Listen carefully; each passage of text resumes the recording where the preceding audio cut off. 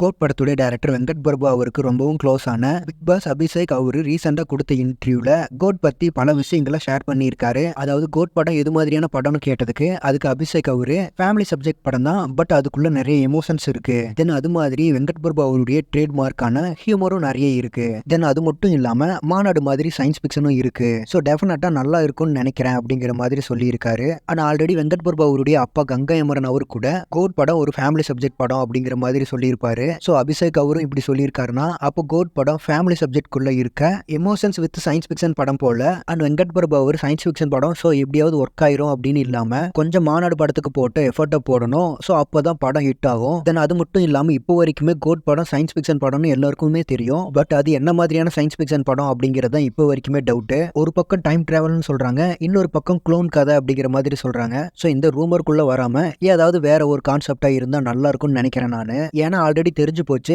So டிஃப்ரெண்டாக யாருக்கும் தெரியாத ஒரு கான்செப்டாக இருந்தால் சூப்பராக இருக்கும் தியேட்டரில் பார்க்கும்போது. ஸோ வெயிட் பண்ணி பார்ப்போம் டைரக்டர் வெங்கட் பிரபு அவர் எது மாதிரி படம் நமக்கு கொடுக்க போறாருன்னு. தென் ஃபைனலாக இந்த நியூஸ் பற்றின உங்களுடைய ஒப்பீனியனை கமெண்ட்ஸில் சொல்லுங்கள். அண்ட் இது மாதிரியே தளபதி பற்றின அப்டேட்ஸ்க்கு நம்ம சேனலை மறக்காமல் சப்ஸ்கிரைப் பண்ணுங்கள். Thank you friends.